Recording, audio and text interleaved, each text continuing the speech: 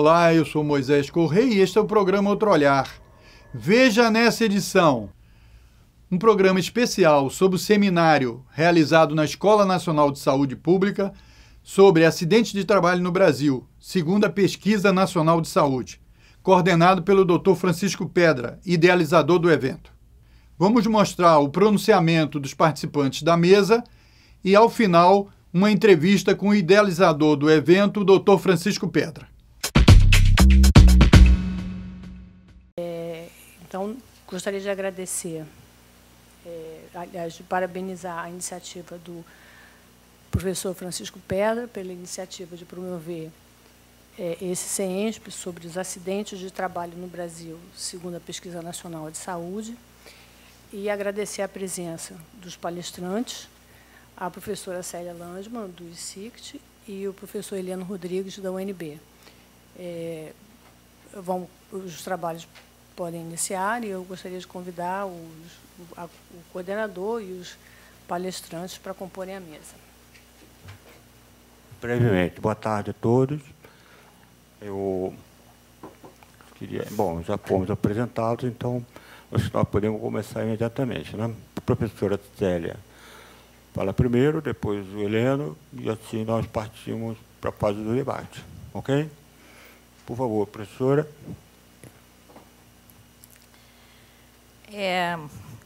Está ligado o microfone? Tá. Boa tarde para todo mundo. É um prazer estar aqui novamente esse ano. Já fiz uma apresentação aqui no CENSP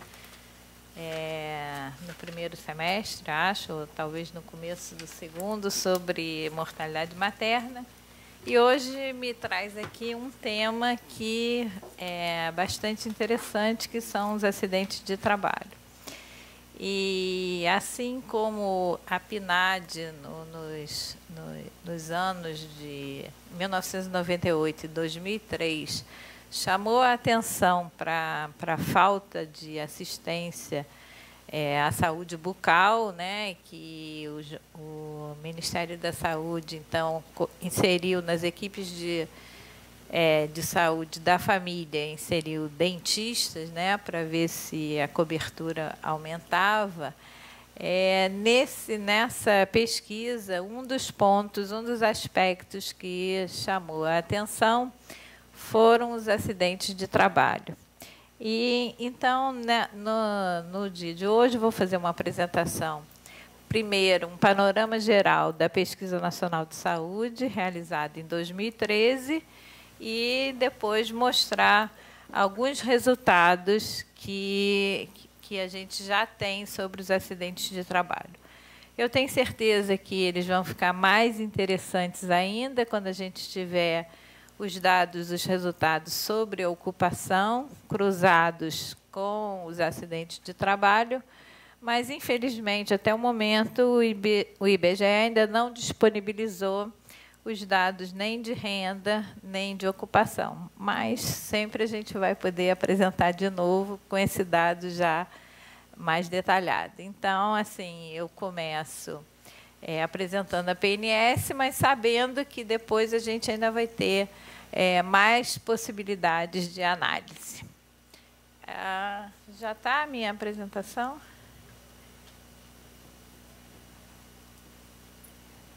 Isso.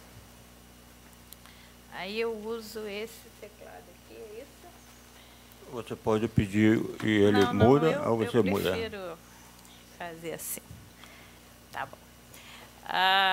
Então, a PNS, a Pesquisa Nacional de Saúde, nós temos essa sigla, a PNS, é um inquérito de base domiciliar de âmbito nacional realizado em parceria com o IBGE. O trabalho de campo ele teve início em agosto de 2013, teve duração de 6 meses. O inquérito de base domiciliar, que a gente vai no domicílio das pessoas e pede para fazer a entrevista. Esse inquérito, então, faz parte do chamado Sistema Integrado de Pesquisas Domiciliares do IBGE, e a gente espera que ele tenha uma periodicidade de 5 anos, acompanhando já os suplementos de saúde da PNAD, que foram feitos em 98, 2003, 2008, a PNS em 2013, então a gente espera a próxima PNS em 2018. O tamanho de amostras de aproximadamente 80 mil domicílios. E qual é o referencial teórico dessa pesquisa? Então, nós temos 4 eixos que fundamentam a PNS. Primeiro, avaliação do desempenho do Sistema Nacional de Saúde do ponto de vista da população usuária. Estabelecimento do estado de saúde da população brasileira, vigilância das doenças crônicas não transmissíveis e a dimensão da equidade, que é a pesquisa das ações de determinantes sociais da saúde, fatores socioeconômicos, culturais, comportamentais e ambientais que influenciam a saúde. E, no caso, como eu estava falando, existe uma importância enorme em se olhar para o fator trabalho e ocupação em relação aos acidentes de trabalho. No que se refere à avaliação do desempenho do Sistema Nacional de Saúde, o Ministério da Saúde já vinha financiando o suplemento de saúde da PNAD desde 1998, com ênfase no acesso e utilização dos serviços de saúde. Então, a PNS ela dá continuidade ao suplemento de saúde da PNAD com a inclusão das mesmas questões e de novas questões, atendendo às demandas recebidas das áreas técnicas do Ministério. Entre as prioridades do Ministério da Saúde, estava de dimensionar o acesso a diferentes níveis de atenção, em termos de deslocamento geográfico, tempo de espera e dificuldades para conseguir o atendimento médico. Então, da mesma forma, estava questionado o acesso aos encaminhamentos, como medicamentos, exames complementares de diagnóstico e consultas com médicos especialistas. Entre as condições de saúde, constituem outro eixo de avaliação do sistema de saúde brasileiro. Fornece as necessidades de saúde que devem ser analisadas sob a perspectiva da adequação do sistema de saúde na prestação dos cuidados. Então, também, entre as prioridades do Ministério da Saúde, está o enfoque à redução das desigualdades em saúde como uma questão prioritária no Brasil. Então, seriam os fatores sociais tratados como elementos centrais na determinação do padrão de morbimortalidade, na adoção dos comportamentos saudáveis e na distribuição dos serviços e recursos de saúde. Então, diante desse cenário de avanços e desafios do nosso sistema de saúde, essas informações elas se tornam cada vez mais importantes para o planejamento e a gestão das intervenções em saúde, sobretudo quando a gente considera as mudanças no padrão epidemiológico, a investigação dos determinantes relacionados e a avaliação das estratégias que visam ao alcance da maior equidade.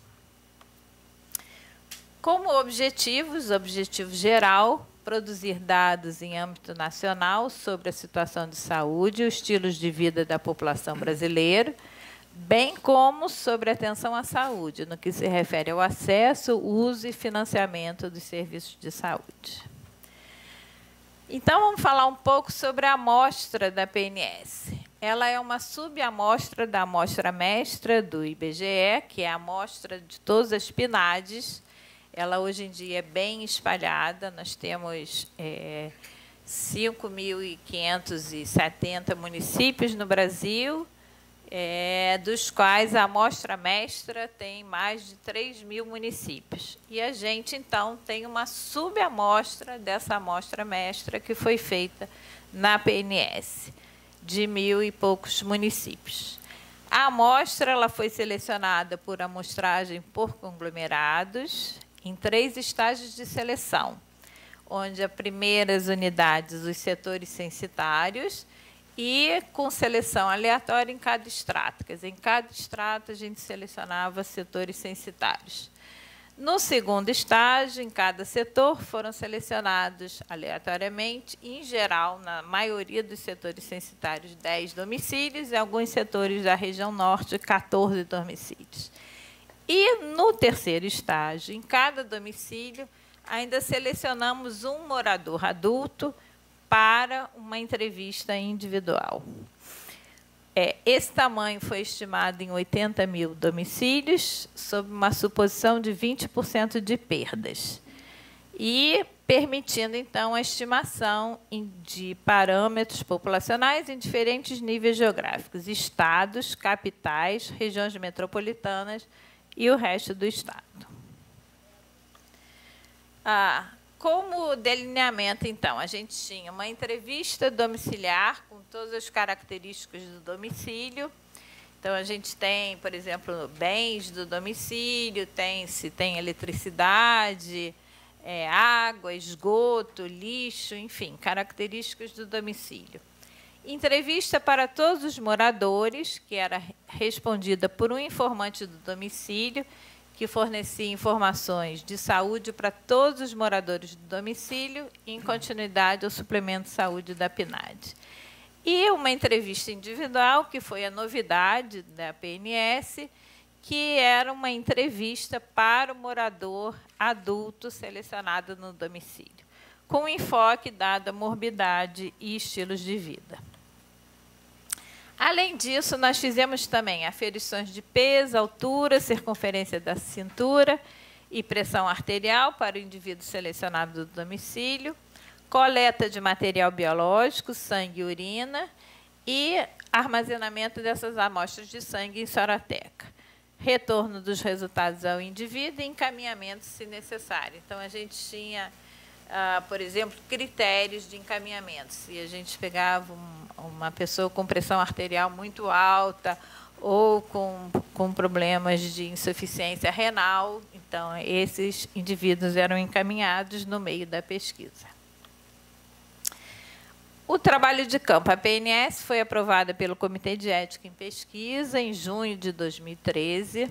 O trabalho de campo foi realizado de 2013 a fevereiro de 2014. O campo foi feito pelo IBGE, com entrevistadores que usavam computador de mão, mas nós ajudamos no treinamento desses entrevistadores. Visitamos os locais e participamos apenas do treinamento. E também os próprios entrevistadores do IBGE foram treinados à realização das medidas físicas. Então, ao final do trabalho de campo, foram visitados 81.254 domicílios em 1.600 municípios.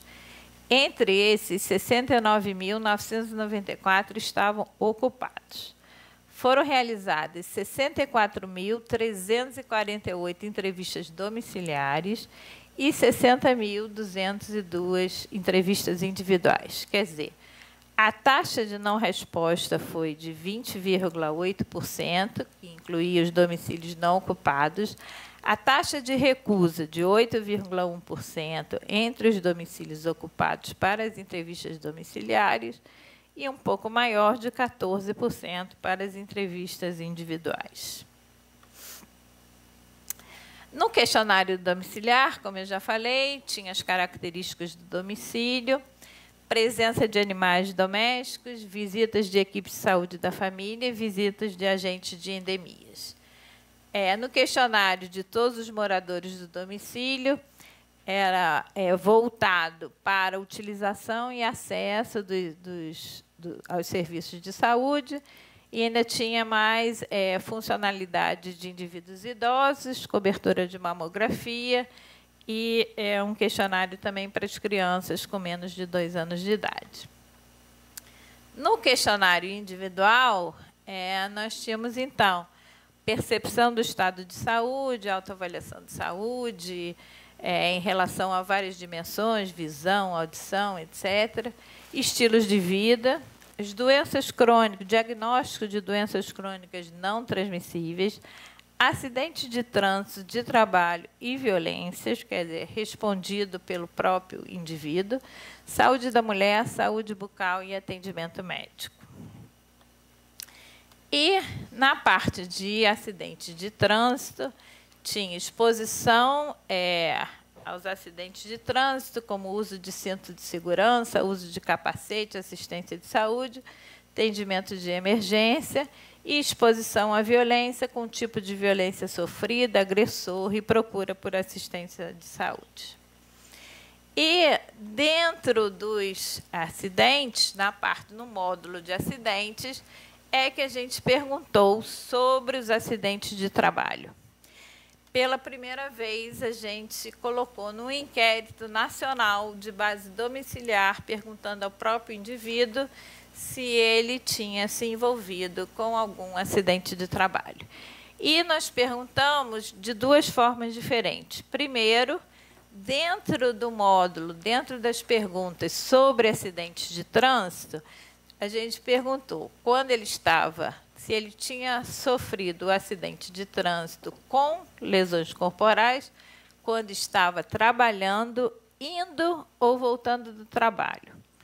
E, para quem respondeu que sim, então nós perguntávamos quantos acidentes nos últimos 12 meses, se ele teve restrição das atividades habituais, se ele teve sequelas e se ele foi internado por conta desse acidente.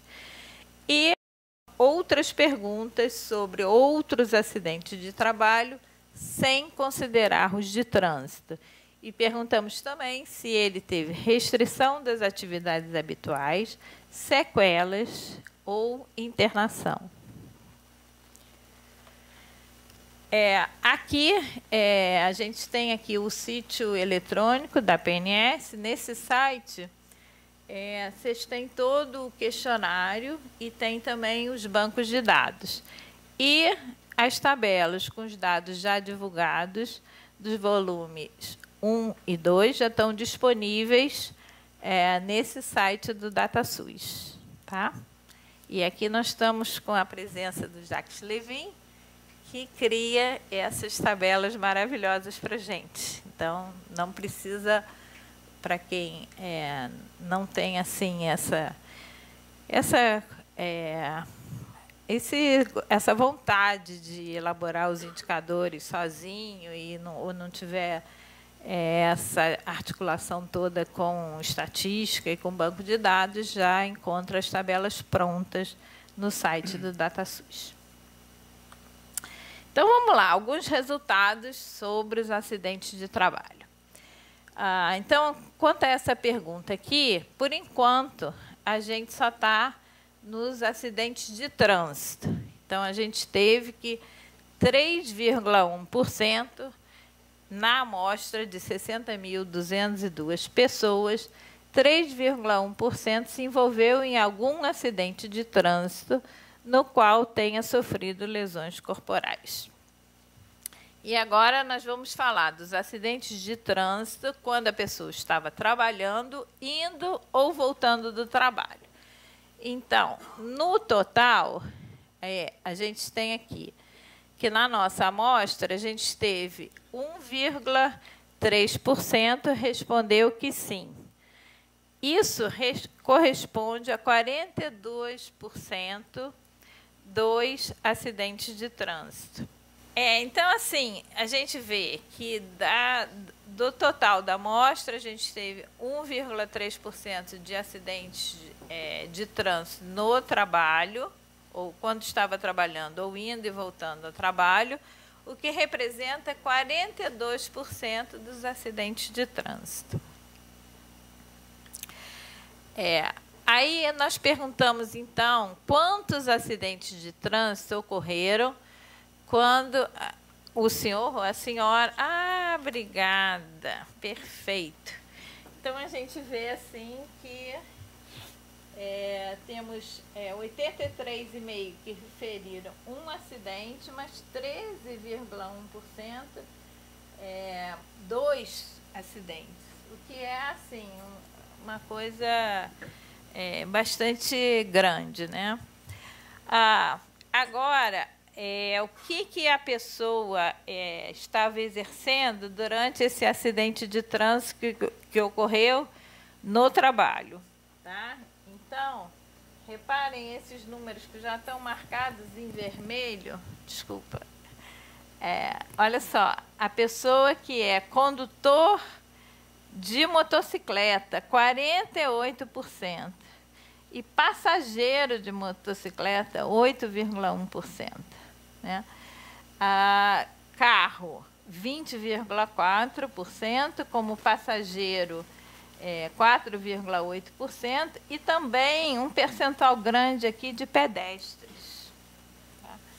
Então, assim, essa coisa de condutor de motocicleta é uma coisa para a gente avaliar, porque é um percentual, quase a metade foram encontrados entre condutores de motocicleta.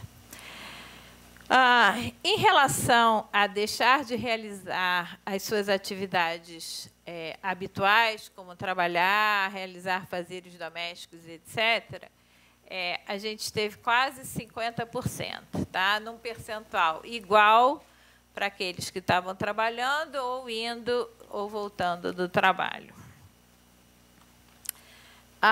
Em relação à sequela, a gente tem que 15% relataram sequela, né?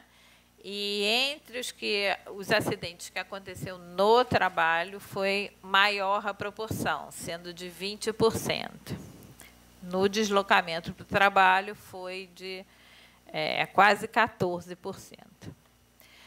A internação já foi um percentual menor, e a gente tem, então, de mais ou menos 7% que precisou ser internado, e, de novo, a gravidade do acidente para quem estava trabalhando foi maior.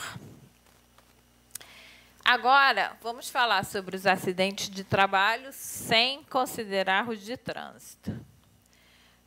Então, eu tenho agora um percentual entre os que trabalharam, para a população toda de 18 anos e mais, a gente teve 2,2%.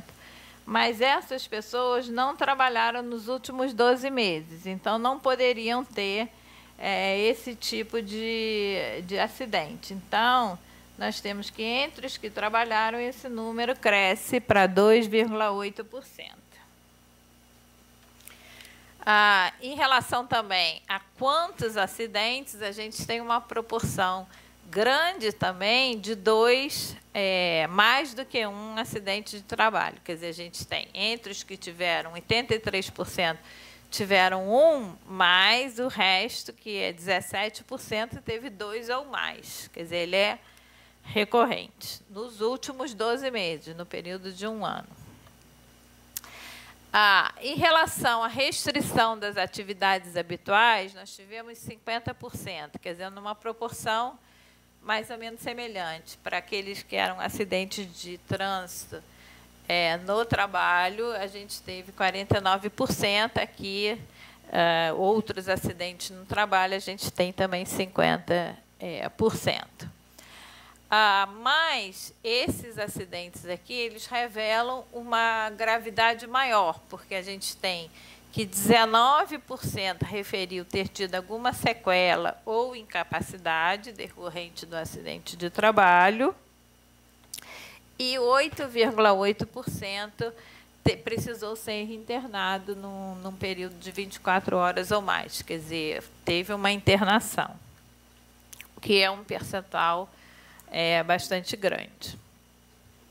Agora, junta tudo. Tá? Então, a gente juntou todos os acidentes de trabalho, incluindo os de trânsito. Então, esses dados eles foram divulgados pelo IBGE, e a gente tem, então, um total de 3,4% encontrado aqui para o Brasil. Esses são os intervalos de confiança, limite inferior, limite superior. O que a gente vai notar aqui de mais interessante é que eu tenho uma maior proporção para o sexo masculino, bem maior do que para o sexo feminino, né? Em relação à comparação da área urbana com a área rural, eu também tenho uma diferença. Para a área urbana, eu tenho 3,3%, enquanto para a área rural, 3,8%. E também, quando eu comparo por regiões, a gente vê também que a região norte é que tem a maior proporção, seguida da sul, centro-oeste, nordeste e, por último, a sudeste.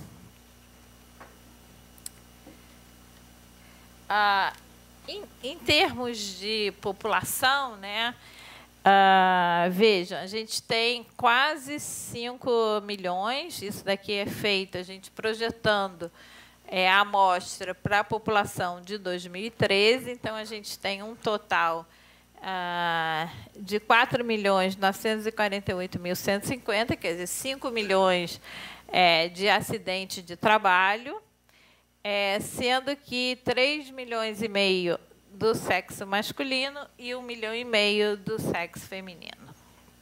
Então, assim, eu tenho 70,6% de homens e 29,4% de mulheres. Em relação ao grupo etário, a gente tem um gradiente de decréscimo, né? Então, a gente vê que os mais jovens são mais afetados.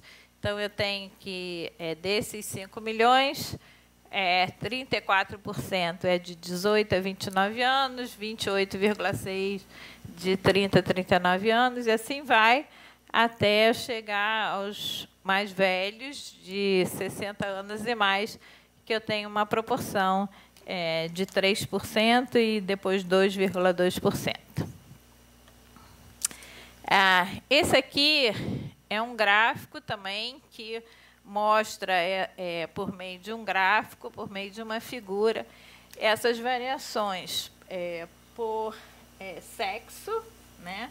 Então, aqui a gente tem, obrigada, a gente tem aqui 5,1% para 1,9%, como a gente tinha visto na tabela.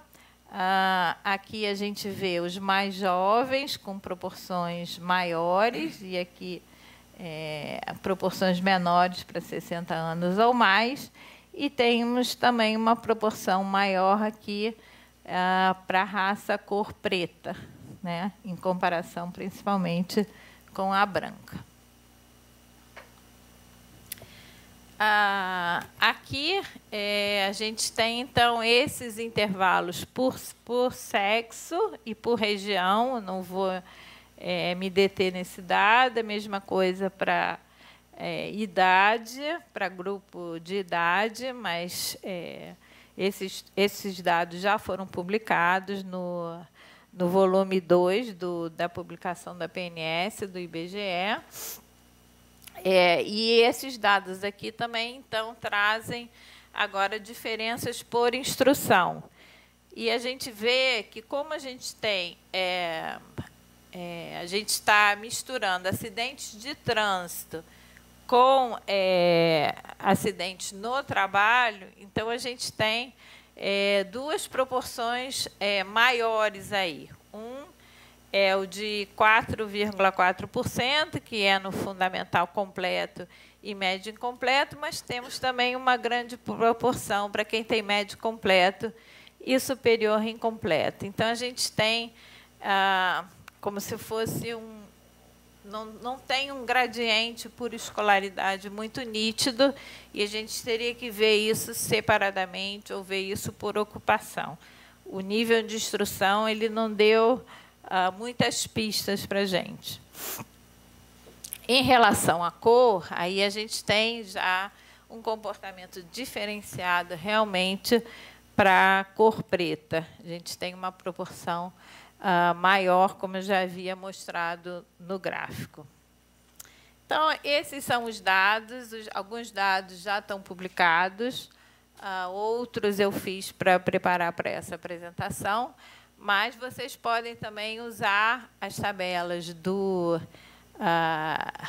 DataSUS para conseguirem estimar, vocês podem fazer tanto com estimativas populacionais, com o número de pessoas, como também através de percentuais. E um dado que chamou muita atenção foi o fato da gente ter tido 5 milhões de acidentes de trabalho, que é um número bem maior do que o registrado.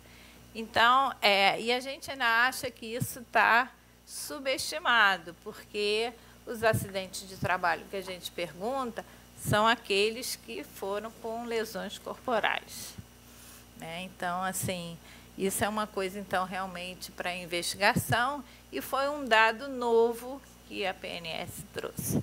Muito obrigada.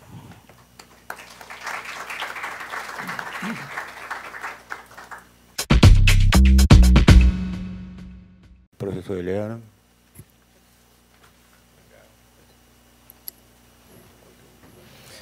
Eu quero agradecer a oportunidade de estar aqui debatendo a divulgação desses dados da Pesquisa Nacional de Saúde, a oportunidade de discutir as implicações e o futuro, especialmente pelas possibilidades potenciais na área de saúde do trabalhador, que é a parte que me interessa mais, e agradecer a exposição da professora Célia Landmann, que já descortinou como é possível acessar os dados, além do que já está publicado, e se poder fazer uma exploração individualizada de cada um dos estudiosos, dos pesquisadores que tenham interesse nisso. Eu não vou apresentar, apenas fazer uma digressão sobre como utilizar esses dados e qual o potencial que ele tem para nós interessados na área de saúde do trabalhador. Até a emergência das informações sobre acidentes do trabalho que a professora Célia acabou de mostrar, nós não tínhamos dados antecedentes das pesquisas nacionais por amostra domiciliar e os censos, nós não tínhamos um padrão nacional para comparar morbidade e acidente na área de saúde do trabalhador. Nós ficávamos restritos a literaturas regionais ou locais, pesquisas com populações segmentadas, e com base em literatura do Brasil e de outros países, buscávamos, quando era um trabalho de mestrado, doutorado, ou um trabalho de pesquisa para uma finalidade relacionada à saúde do trabalhador, nós buscávamos vários pontos de comparação e, a partir dali, fixávamos qual era o alvo da pesquisa. A partir do momento que esses dados que a professora Célia mostrou e que outros dados possam ser retirados da mesma fonte de informação estejam disponíveis, nós temos um salto qualitativo no Brasil em termos de comparação. Ou seja, não é necessário mais que quem vá fazer um projeto de pesquisa tenha que comparar a sua população, o seu nível de morbidade referida, seja de doença crônica não degenerativa, seja de acidente do trabalho, com dados de procedência internacional para, em cima disso, estipular qual é o seu alvo de pesquisa no Brasil. Nós demos essa passagem, né, de qualidade, e que eu acho que foi modestamente até muito discreta, né, e que essa reunião aqui pode contribuir para dar o devido valor ao que nós estamos tendo na mão, né? Para quem busca pesquisa, seja especificamente na área do meu interesse, da área de saúde do trabalhador, seja na área de doenças autorreferidas, especialmente as crônicas e degenerativas, ou não infecciosas, ou não transmissíveis. Particularmente, eu queria referir que os pesquisadores dessa equipe que organizou com o IBGE a Pesquisa Nacional de Saúde, eles tiveram o cuidado de fazer uma publicação única, lançada agora em junho, que é gratuita e tem pelo Ministério da Saúde para se poder fazer o download, se for o caso, nos repositórios brasileiros de pesquisa bibliográfica, como o Cielo. E, além da divulgação desse número, que é todo sobre a pesquisa, e o nome da professora Célia vai aparecer aqui em todas as publicações, né? Também foi feita uma divulgação preliminar numa revista médica brasileira, detalhando a metodologia. Ou seja, é possível obter detalhes, além dos detalhes contidos no site do IBGE e no site da Fiocruz, da pesquisa, que orientem o estudo, a análise e o que procurar lá dentro. E a minha presença aqui, acho que se deve dizer que tipo de destaque nós vamos ter quando formos olhar com o olhar da saúde do trabalhador, já que nós estamos dando um salto de qualidade, né? Em primeiro lugar, a dificuldade que teria sido concentrar toda essa informação e torná-la disponível para estudos e pesquisas, se os pesquisadores ligados à PNS e ao Ministério da Saúde, na divisão em que trabalha a professora Débora Malta, não tivessem tido o cuidado de fazer a pesquisa ser publicada de uma só vez, com uma quantidade de artigos abrangendo o espectro que a PNS deu, né? Em segundo lugar, porque, embora a professora Célia diga que é uma evolução do que vinha sendo feito na amostra mestra, na Pesquisa Nacional de Amostra por Domicílios, a PNAD, o aprofundamento aqui, com a entrevista de uma pessoa sobre dados que a PNAD não poderia pegar ou não faria, né? Como dados antropométricos, perguntas sobre o peso que a pessoa tinha antes dos 30 anos e o que ela tem depois, se ela envelheceu, né? Perguntas sobre hábitos alimentares e até repositório bioquímico e a criação de um banco de soro humano, que aí eu gostaria depois de discutir ou de saber se há informações sobre que destino será dado a esse banco, porque é uma enorme dificuldade conseguir aprovação num conselho de ética hoje em dia para fazer uma soroteca. Isso deve ter envolvido uma tarefa peculiar do grupo que teve a missão de fazer o planejamento dessa pesquisa. E eu já de antemão gostaria de ouvir depois o relato da professora Célia a esse respeito. Porque é uma saga conseguir aprovação de qualquer coisa relacionada a isso, vai para o nível 3 de pesquisa dos comitês nacionais de ética, e a utilização futura desse banco, dessa soroteca, pode funcionar como uma verdadeira cápsula do tempo da população brasileira para o início do século XXI, para se olhar para isso daqui 50 anos, daqui 100 anos, com técnicas que hoje nem estão disponíveis, né? E as possibilidades são imensas, com o cuidado que eles tiveram de desidentificar o soro na medida em que só se sabe, quando tem a amostra de soro guardada, a origem por estado, região, sexo e idade, ou seja, não dá para dizer quem é a pessoa, não há risco de violação da intimidade pessoal, né? E isso realmente eu quero destacar aqui como uma obra de arte, não apenas uma pesquisa. Algo que possivelmente deve ter um comitê instituído para discutir sobre quais regras se fará o estudo disso, em quanto tempo será, de que parcelas estarão disponíveis, para quê. Essa é uma preocupação, provavelmente, dos doutorandos depois de 2030. Mas eu imagino que nós estamos construindo essa base agora, né? Mas, voltando ao ponto inicial da minha fala, se dados estão disponíveis também as condições para nós sabermos qual o nosso ponto de partida.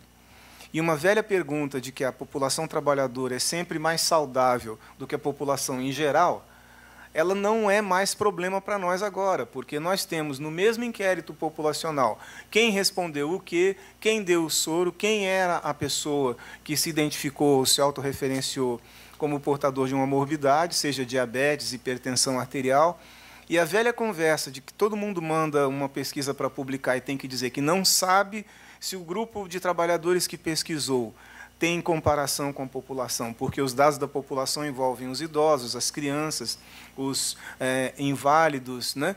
E esse dilema ou essa limitação, a partir do momento que nós temos esse ponto de partida, eu diria que praticamente acabou. Esse é um dado histórico para a pesquisa em saúde do trabalhador no Brasil. Nós não temos mais que ficar alegando que nossos trabalhadores são super saudáveis e, por isso, nós não podemos afirmar nada sobre eles. Nós temos uma base de comparação, né? Então, se nós encontrarmos em um grupo populacional ou em um grupo de trabalhadores, sejam homens, mulheres, um dado de morbidade, nós temos agora com quem comparar. E não precisamos cometer as comparações que fazíamos no passado, como, por exemplo, né, dizer que se morre menos de câncer provocado por asbesto no Brasil, porque a comparação foi feita com população exposta a asbesto nas cidades de mineração de amianto da África do Sul. Ou seja, escolheu-se a população adequada para obter uma comparação que se pretendia. Como lá se faz a mineração de um amianto muito mais cancerígeno do que, ou carcinogênico do que aquele que se faz a mineração no Brasil, o resultado era previsível. O nosso amianto é bom para comer com farinha, né? O deles é que dá câncer. Então, vamos explorar, vender, fabricar, transportar, né? Essa é uma das coisas que, na saúde do trabalhador hoje, está sendo discutida no Supremo Tribunal Federal, com a discussão sobre o banimento do amianto. Porque as comparações favoráveis ao amianto são feitas com populações impróprias, né? Demasiadamente expostas, vulneráveis e mais adoecidas, ou mais desprotegidas que a população brasileira, né? Então, na hora que se vem com uma base de dados dessa qualidade da Pesquisa Nacional de Saúde, eu acho até que os artigos aqui que dizem como essa pesquisa foi preparada em 3 anos, de estudo piloto, de aplicação de questionário, de análise do que faltava nas PNADs para poder colocar na PNS, é uma discussão que só a experiência dos participantes, talvez alguns relatos mais substanciais do que poucos artigos em revista, possam trazer. Mas de alto interesse para quem está hoje na academia, para quem está não só na Fiocruz, mas em toda a academia brasileira e possivelmente internacional. Porque fora do nosso espelho de Inquérito Nacional de Saúde, que agora nós temos, nós acho que só tínhamos histórico dos americanos com a NCHE, perdão, a sigla, Não sei qual que você está pensando. NHS, né? A pesquisa norte-americana, que não tem esses componentes, né? Porque ela não vai aprofundar nas questões, não tem a visão do trabalho, não tem a visão do trabalhador. Então, mesmo considerando que quem elaborou a pesquisa foi o Departamento do Ministério da Saúde, que estava mais voltado para a área de doenças crônicas, degenerativas ou não transmissíveis, eles tiveram essa generosidade de olhar para o mundo do trabalho e olhar para ele sobre 2 ângulos, né? Seja o ângulo de estar trabalhando mesmo e se acidentar, ou seja o ângulo de estar no transporte, em rota para o trabalho, ou mesmo trabalhando no trânsito, como é muito comum para quem é transportador, para quem é comerciante, que entrega mercadorias, que trabalha no trânsito, não é trajeto, né? Então, esse olhar que a pesquisa trouxe, ele muda a essência com que a gente se relaciona com os dados do nosso próprio povo e dos dados dos trabalhadores. Nós passamos a ter um patamar de comparação. Eu queria aproveitar a presença aqui no auditório, que eu sei de pessoas que lidam com essas bases de dados, o chamado Big Data, né? E dizer da minha expectativa de que os estudantes mais jovens não passem as dificuldades que a minha geração passou, né, para poder analisar esses dados, porque amostras complexas, só recentemente, com o uso do programa R, né, estariam ao alcance para se fazer com um programa não proprietário. Eu ainda não conheço a linguagem do Python, que também tem se falado aí, que é uma outra linguagem que se pode usar para trabalhar com dados, porque hoje se pega-se um banco de dados com 60 mil domicílios, que vai multiplicar por outro tanto de número de entrevistados, expandir essa amostra para 1 milhão de pessoas, 5 milhões de pessoas, é possível que o meu laptop não aguente, né? Mas haverá uma disponibilidade de dados e uma proposta de que os novos mestrandos, doutorandos, poderão trabalhar com seus próprios dedos, seus dados, desde que sigam as regras, né?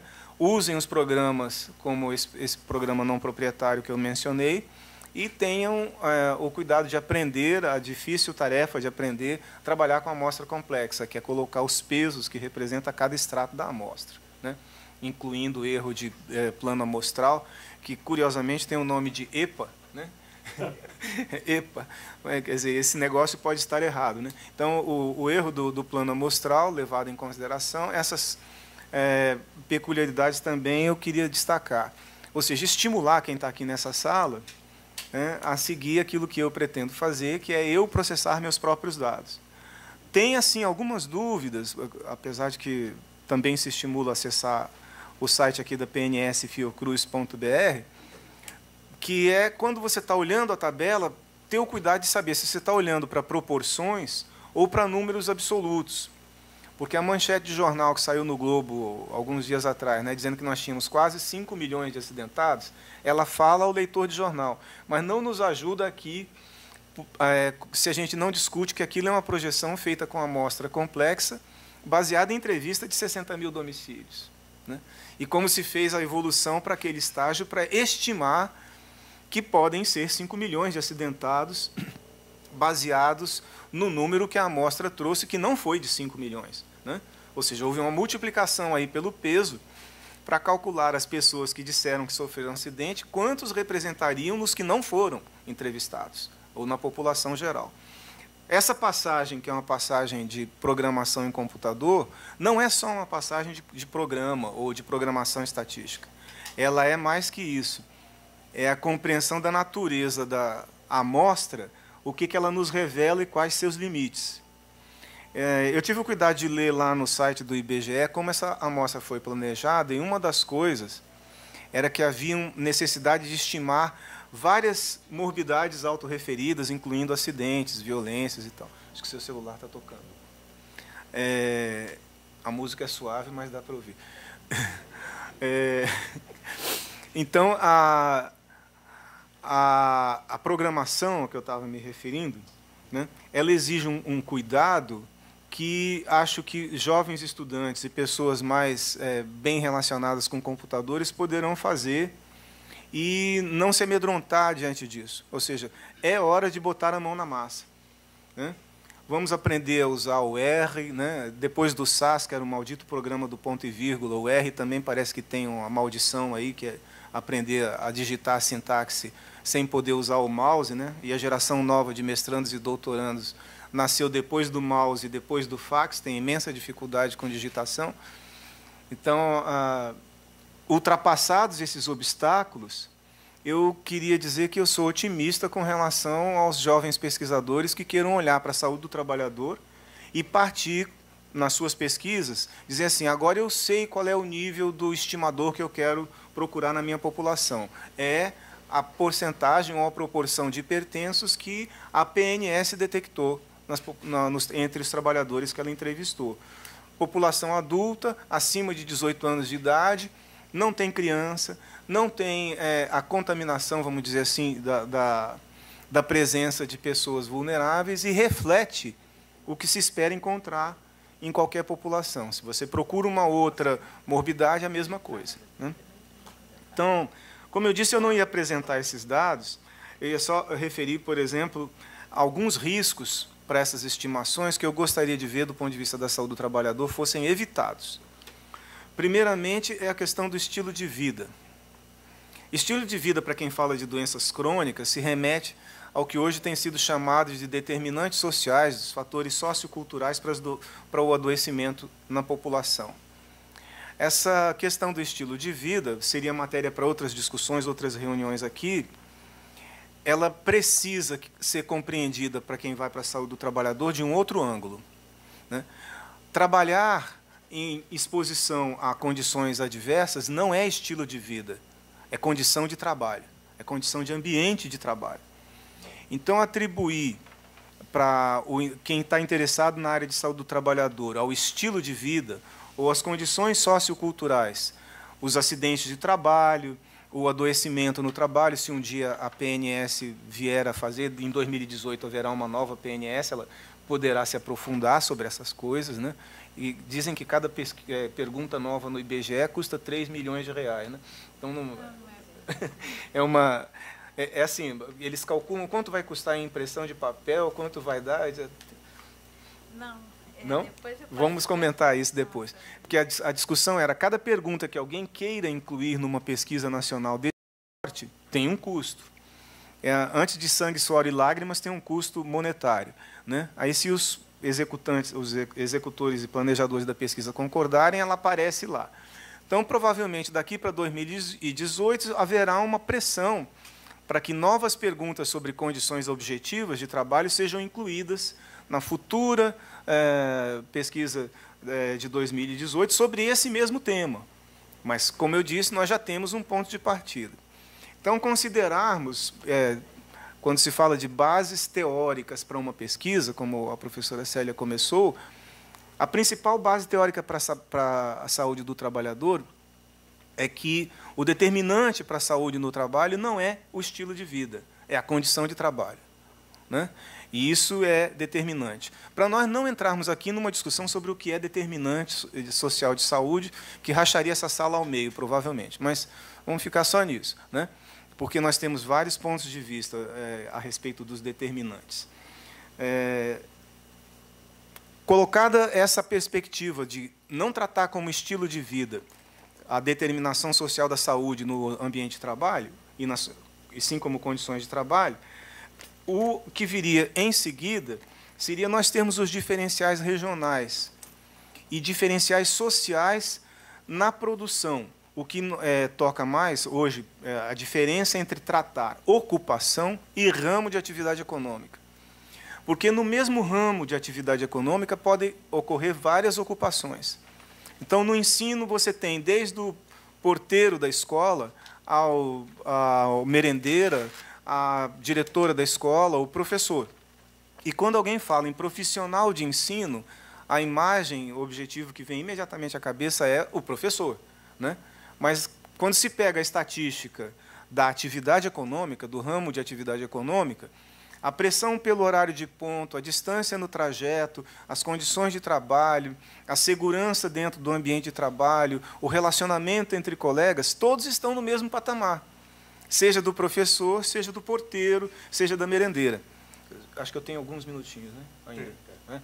Então, a defesa que eu estou trazendo aqui é que, no futuro, ao invés de nós procurarmos o detalhe no professor, na merendeira, no zelador da escola, nós façamos essa busca na natureza econômica da atividade, que é atividade de ensino, pública ou privada, né?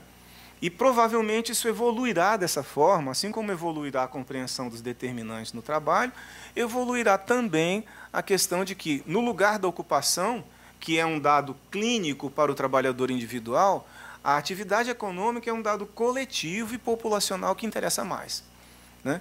Então, são os dois pontos que eu quero demarcar aqui, que nessa pesquisa, por ela ter sido feita de maneira tão boa e, surpreendentemente, ter sido realizada num ambiente social assim, de muito planejamento, de muito envolvimento do Ministério da Saúde, uma vitória tecnológica e política da saúde brasileira, né?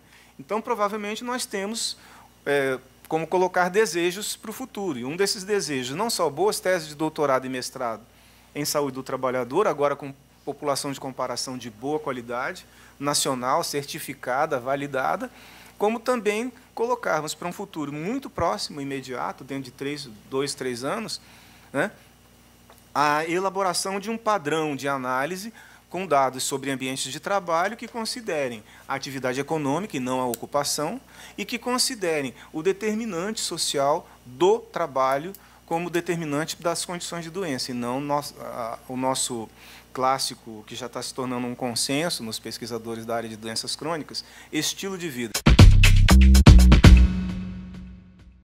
Doutor Francisco Pedra, qual o balanço que você faz do evento que você acabou de dirigir e da qual você foi o proponente?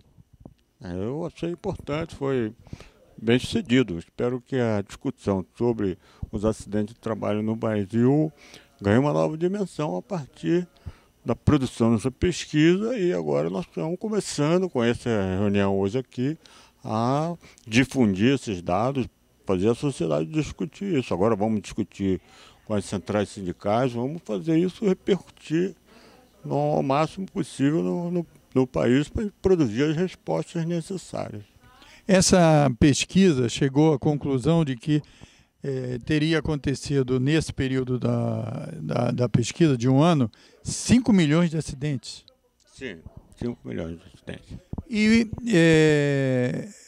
eu me lembro que em outras palestras foi levantado que em determinado momento da história do Brasil recente, existia uma pesquisa que dizia que no Brasil tinha 5 milhões de acidentes, e que depois eles reformularam e essas informações foram passaram a ser menores.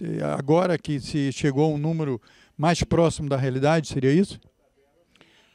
Eu não me lembro dessa informação que você está mencionando. A Previdência Social registrou em 1975 1.950.000 acidentes. 5 milhões eu não me lembro de ter conhecido. Então foi essa, em torno de 2 milhões de acidentes. Sim, isso sim. Está registrado, tem nos dados lá dos anais, o Anuário Estatístico da Previdência Social, é publicado anualmente, tem lá esse registro. Mas foi discutido aqui e explicado. Esse se refere a uma população seletista, trabalhadores com contrato CLT. A Previdência Social oficial no Brasil, ela registra os dados que são dessa população de contribuintes. Fora disso, ela não pode se referir. Agora, a pesquisa que nós ouvimos apresentações aqui, não, ela se refere a toda a população. Certo? Então, nós podemos considerar que uma parte dessa diferença entre os números da Previdência e os números da Pesquisa Nacional de Saúde vem daí. Porque nós temos entre 40 e 50 milhões de trabalhadores seletistas. Na realidade, nós temos perto de 100 milhões de pessoas na população economicamente ativa do país. Então, por aí só já haveria uma margem de diferença grande. Além disso, tem o fato de que os mecanismos de informação dos acidentes que a Previdência conta, eles são sujeitos a forças que fazem esse número ser menor do que a realidade provavelmente demonstra, e essa pesquisa que confirmou isso. São 5 milhões de acidentes, sabendo-se que existem limitações nessa pesquisa, e essas limitações devem ter feito com que esses números fossem menores até. Por exemplo, o fato de que essa pesquisa se baseia na memória. Então a pessoa tem que se lembrar de fatos ocorridos no último ano, e provavelmente ela só vai se lembrar se for importante. Se for um acidente de menor gravidade, ela provavelmente não vai lembrar. Todas as pesquisas que dependem de memória e que dependem em que a resposta da pergunta pode trazer problemas para a pessoa, tende a subestimar. Por exemplo, se a pessoa foi atendida no hospital porque bebeu em excesso, provavelmente o resultado vai dizer que as pessoas respondem menos claramente que beberam, né? Ou que tiveram um comportamento moral ou eticamente censurável, ou se o trabalhador dizendo que sofreu um acidente corre o risco de ser desempregado. Então, todas as pesquisas que têm esse tipo de método, de técnica, elas estão sujeitas a essas influências. A perda da memória, o enfraquecimento da memória menos nítida, ou uma espécie de censura por alguma dessas razões que eu estou levantando. Então, essas são razões que permitem ter uma visão crítica dessa pesquisa para entender que provavelmente o número real é superior ao medido. Mas ela é a pesquisa mais abrangente na área? Com certeza. No Brasil, na América Latina, eu posso dizer que talvez até em toda a América, essa pesquisa é a melhor, mais segura, mais sólida, mais confiável e mais importante sobre o tema. Embora não foi uma pesquisa só sobre acidente de trabalho, por todas as características dela, pelo desenho, pela responsabilidade, pela competência dos técnicos, por todas essas razões e pelos resultados. É uma pesquisa com resultado de importância histórica. Você deixou claro, para a gente encerrar aqui a nossa entrevista, que a sociedade não pode ficar indiferente a esse resultado da pesquisa, em particular os setores da organização dos trabalhadores. Certamente. Não é à toa que nós procuramos as centrais sindicais, agora no dia 9 vamos estar com eles, que eles se interessaram em conhecer, e já é parte da ação deles, da preocupação deles, e a pesquisa vai ajudar a abastecer e municiar de informação e de orientação para ações para enfrentar a situação, com certeza. Muito obrigado. Renato. Outro Olhar vai ficando por aqui. Até a próxima edição. Tchau.